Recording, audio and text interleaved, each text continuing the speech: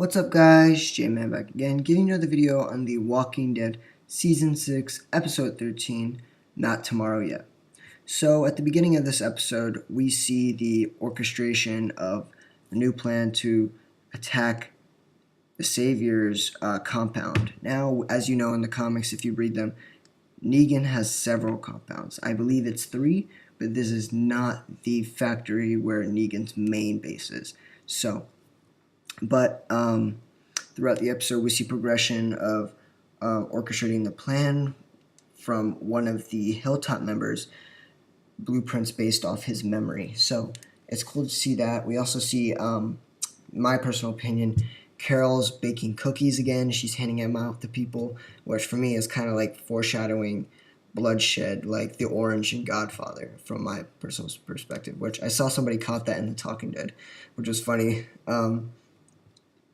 We see Rick's precarious but cunning plan in his speech take place, and obviously the one to oppose his speech is Morgan. And we see him, why can't we just talk, rationalize with these people, have a discussion, compromise. And Rick said, you can't do that with these people. These people are irrational.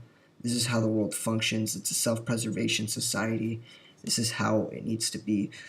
And obviously I knew this was coming. There's always contention between philosophies of pacifism and pragmatics, Rick's pragmatic philosophy. So that was interesting to see, but majority of the group agreed with Rick's plan, and they went out.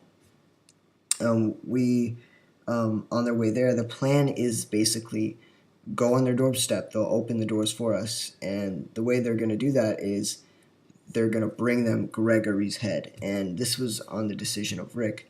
They found a walker that looked somewhat like Gregory, but a zombified version, and they chopped the head off. And there's a funny moment where it's like, Jesus, like, the nose doesn't look quite right. And Rick's like, okay. And then he just punches the nose till it breaks, and he's like, there you go, that looks a little better. So basically one of the Hilltop members walks up the front door with the head.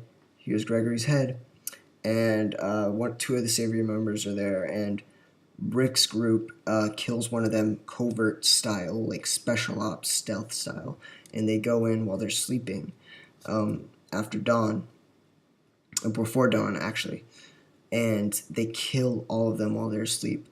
Obviously the plan goes to shit because they try to pick and lock one of the doors because it's locked, and one of the Savior members goes apeshit and pulls the alarm. All goes to hell. We also see, which I think is interesting to me, it brings back to this humanization of these characters, that they don't like doing this. They don't like killing human beings, but it has to be done in order for the case of survival, and which has always been a reoccurring motif and theme that's been coming on in a while. So Glenn and Heath, they struggle to kill these people as they're sleeping, because Glenn's never been put in the decision to kill somebody, a human being. I mean, he couldn't even kill Nicholas by the end of season 5. So it's interesting how they deal with that. Glenn kills both of them, giving Heath the release of not doing it. We see Glenn look at these photos of what seems to be victims of Negan's loose-sealed baseball bat, and it's interesting.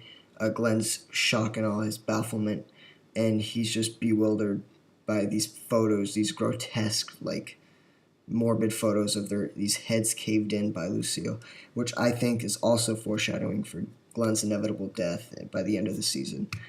By the end of the episode, they end up taking out all the Saviors in the compound, but as they're leaving, or as they're about to leave, one of the Saviors comes out with Daryl's bike, and it's not Dwight, but he gets shot by Sasha. Daryl beats him up. He's like, where'd you get the bike?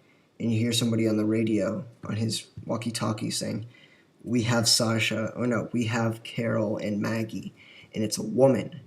I thought it was going to be Negan, but it's a woman character, which is odd, it's strange. I don't know who this woman character is, but they basically have them, and they're probably going to use them as a bargaining chip in the next episode. So here's my question. Dwight's or Daryl's bike from the beginning of season 6. I bet this means that Negan's got Dwight, and he probably already did the cast iron face So he's half of his face is singed off, and he's got, dead skin, like flesh and grotesque, like basically Two-Face from Batman. So that's why Daryl's bike was there. So they finally got it back. But yeah, interesting episode. I wonder how this is gonna play out because this is a bit of a perversion from the comics. So I'm not really sure what's gonna happen. But let me know your guys' thoughts in the comment section below, and I'll see you guys next time.